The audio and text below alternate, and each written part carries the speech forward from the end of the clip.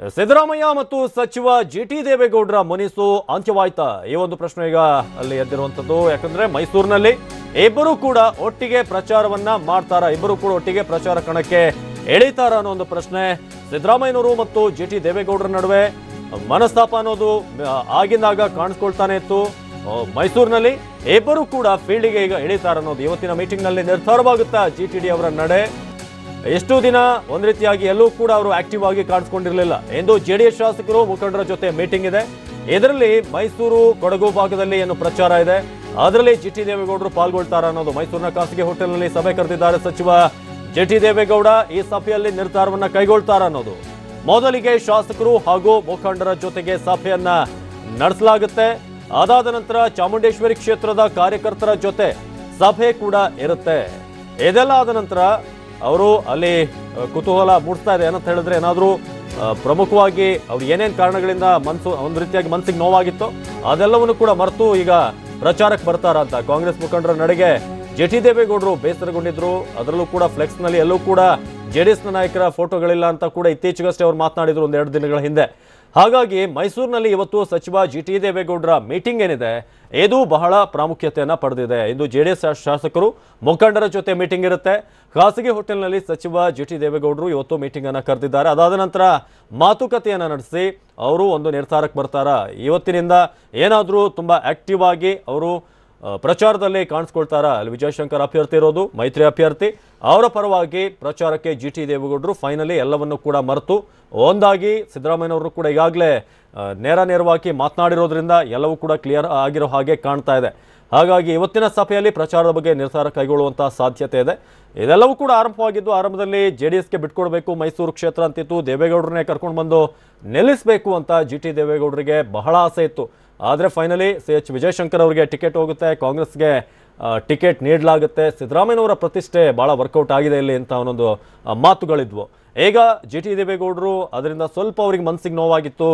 ಅದಾದ ನಂತರ ಜೆಡಿಎಸ್ನ ನಾಯಕರಿಗೆ ಎಲ್ಲೂ ಕೂಡ ಅಲ್ಲಿ ಸೂಕ್ತವಾದಂಥ ಪ್ರಾಶಸ್ತ್ಯ ಇಲ್ಲ. ಫ್ಲೆಕ್ಸ್ನಲ್ಲೂ ಕೂಡ ಬರೀ ಕಾಂಗ್ರೆಸ್ ನಾಯಕರದ್ದೇ ಫೋಟೋಗಳು ಕಾಣಿಸುತ್ತೆ. ಇದು ಯಾವ ಒಂದು ರೀತಿಯಾದಂಥ ನ್ಯಾಯ ಅಂತ ಜಿಟಿ ದೇವೇಗೌಡರು ಮಾಧ್ಯಮಗಳ ಮುಂದೆ ಕೂಡ ಮಾತನಾಡ್ತಾ ಹೇಳಿದರು. ಅದಾದ ನಂತರ ಬಾಲಕೃಷ್ಣ ಅವರ ಒಂದು ಮಧ್ಯಸ್ಥಿಕೆಯಲ್ಲಿ ಮಾಜಿ ಶಾಸಕರು ಅವರೊಂದು ಮಧ್ಯಸ್ಥಿಕೆಯಲ್ಲಿ ಇಬ್ಬರ ನಡುವೆ ಈಗ ಮಾತುಕತೆ ಆಗಿದೆ. ಒಂದಷ್ಟು ಕಾಂಪ್ರಮೈಸ್ ಮಾಡ್ಕೊಂಡಿದ್ದಾರೆ ಅನ್ನೋದು ಗೊತ್ತಾಗ್ತಿದೆ ಈಗ. ಹಾಗಾಗಿ ಇವತ್ತಿನ ಜಿಟಿ ದೇವೇಗೌಡರ ಸಭೆಯಲ್ಲಿ ಏನೇನಾಗುತ್ತೆ, ಫೈನಲಿ ಎಲ್ಲವನ್ನೂ ಕೂಡ ಮರೆತು ಪ್ರಚಾರಕ್ಕೆ ಅವರು ಇಳಿತಾರಂತ. ಒಂದು ಕಡೆ ಸಿದ್ದರಾಮಯ್ಯನವರು ಭಾಳ ಭರದಿಂದ ಪ್ರಚಾರವನ್ನು ನಡೆಸಿದ್ದಾರೆ ಮೈಸೂರಿನಲ್ಲಿ. ಆದರೆ ಜಿಟಿ ದೇವೇಗೌಡರು ಒಂದು ರೀತಿ ಎಲ್ಲೊಂದು ಕಡೆ ಮನಸ್ಸೇ ಇಲ್ದಿರೋ ರೀತಿ ಇದ್ದರು, ದೂರ ಉಳ್ಕೊಂಡಿದ್ರು. ಯಾವುದೇ ಸಭೆಯಲ್ಲೂ ಕೂಡ ಅವ್ರು ಬರ್ತಾ ಇರಲಿಲ್ಲ. ಆದರೆ ಇವತ್ತಿನ ಒಂದು ಮೀಟಿಂಗ್ನ ನಂತರ ಖಾಸಗಿ ಹೋಟೆಲ್ನಲ್ಲಿ ಏನು ಮೀಟಿಂಗ್ ಕರೆದಿದ್ದಾರೆ. ಅದಾದ ನಂತರ ಜಿಟಿ ದೇವೇಗೌಡರು ಮತ್ತು JDSನ ಉಳಿದಂಥ ಲೋಕಲ್ ನಾಯಕರು ಎಲ್ಲ ಮನಸ್ತಾಪಗಳನ್ನು ಮರೆತು ಒಂದಾಗಿ ವಿಜಯಶಂಕರ್ನವರ ಗೆಲ್ಲಿಸುವಂಥ ನಿಟ್ಟಿನಲ್ಲಿ ಪ್ರಚಾರಕ್ಕೆ ಇಳಿತಾರ ಅನ್ನೋದು ಈಗ ಪ್ರಶ್ನೆ. ಮೊದಲಿಗೆ ಶಾಸಕರು ಹಾಗೂ ಮುಖಂಡರ ಸಭೆ ಇರುತ್ತೆ. ಅದಾದ ನಂತರ ಚಾಮುಂಡೇಶ್ವರಿ ಕ್ಷೇತ್ರದ ಕಾರ್ಯಕರ್ತರ ಒಂದು ಮಾತನಾಡ್ತಾರೋ ಜೊತೆ. ಯಾಕಂದರೆ ಅವರ ಒಂದು ವಿರೋಧ ಭಾಳ ಹೆಚ್ಚಾಗಿದೆ. ಕಳೆದ ಬಾರಿ ವಿಧಾನಸಭಾ ಚುನಾವಣೆಯಲ್ಲಿ ಇದೇ ಕ್ಷೇತ್ರದಲ್ಲಿ ಜಿದ್ದಾಜಿದ್ದಿ ಇತ್ತು ಸಿದ್ದರಾಮಯ್ಯನವರು ಮತ್ತು ಜಿಟಿ ದೇವೇಗೌಡರ ನಡುವೆ.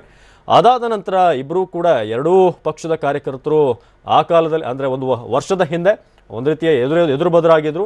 ಈಗ ಯಾವ ರೀತಿಯಾಗಿ ನಾವು ಜೊತೆ ಕೆಲಸ ಮಾಡೋದು ಒಂದು ಪ್ರಶ್ನೆ ಇತ್ತು ಚಾಮುಂಡೇಶ್ವರಿ ಕ್ಷೇತ್ರದ ಕಾರ್ಯಕರ್ತರಲ್ಲಿ. ಈಗ ಎಲ್ಲವನ್ನು ಕೂಡ ಮರೆತು ಮೈತ್ರಿ ಧರ್ಮದ ಒಂದು ಪರಿಪಾಲನೆ ಅಂತೆ. ಜಿಟಿ ದೇವೇಗೌಡರ ಸಭೆಯಲ್ಲಿ ವಿಶ್ವನಾಥ್, ಸಾರಾ ಮಹೇಶ್ ಇಂಥ ನಾಯಕರು ಕೂಡ ಅಲ್ಲಿ ಮಾತನಾಡಿರುವಂಥದ್ದು. ಹಾಗಾಗಿ ಜಿಟಿ ದೇವೇಗೌಡರು ಈಗ ಫೈನಲಿ ಒಂದು ಡಿಸಿಷನ್ಗೆ ಇವತ್ತು ಬರುವಂಥ ನಿರೀಕ್ಷೆ ಇದೆ. ಇವತ್ತಿನಿಂದ ಆದರೂ ಪ್ರಚಾರಕ್ಕೆ ಅವರು ಆಗಮಿಸ್ತಾರಾ, ಏನಾಗುತ್ತೆ, ಅಥವಾ ತಮ್ಮ ಹಿಂದಿನ ನಿಲುವಿಗೆ ತಟಸ್ಥರಾಗಿ ಇರ್ತಾರಾ, ಭದ್ರಾಗಿ ನಿಲ್ತಾರಾ ಅನ್ನೋದು ಗೊತ್ತಿಲ್ಲ.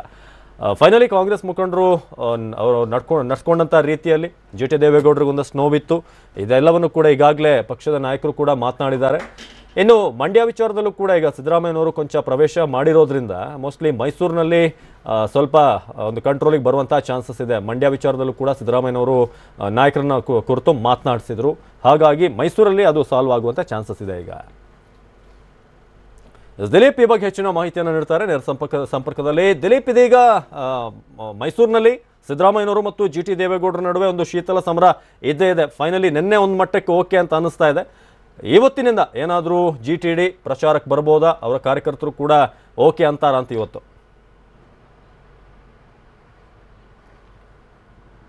ಖಂಡಿತವಾಗ್ಲೂ ಅವಿನಾಶ್, ಏನು ಅಂತಂದ್ರೆ ಮೈಸೂರಿನಲ್ಲಿ ಸಾಕಷ್ಟು ಕುತೂಹಲ ಇರುವಂಥದ್ದು. ಯಾಕಂತಂದ್ರೆ ಮೈತ್ರಿ ಪಕ್ಷಗಳಲ್ಲಿ ಗೊಂದಲ ಮುಂದುವರ್ತಾ ಇರ್ತಕ್ಕಂಥದ್ದು. ಯಾಕಂತಂದ್ರೆ ಪದೇ ಪದೇ ಮೈತ್ರಿ ಪಕ್ಷದಲ್ಲಿ ಸಮನ್ವಯತೆ ಕೊರತೆ ಇದೆ ಅಂತ ಸಚಿವ ಸಾರಾ ಮಹೇಶ್ ಮತ್ತೆ GT ದೇವೇಗೌಡರು ಹೇಳಿಕೆ ಮೇಲೆ ಹೇಳಿಕೆಯನ್ನ ಕೊಡ್ತಾ ಇರ್ತಕ್ಕಂಥದ್ದು. ಇದರ ಬೆನ್ನಲ್ಲೇ ಇವತ್ತು ಸಚಿವ GT ದೇವೇಗೌಡರು ಇವತ್ತು ಸಭೆಯನ್ನು ಕರೆದಿದ್ದಾರೆ. ಕಾರ್ಯಕರ್ತರು ಮತ್ತೆ ಶಾಸಕರ ಸಭೆಯನ್ನು ಕರೆದಿರುವಂಥದ್ದು.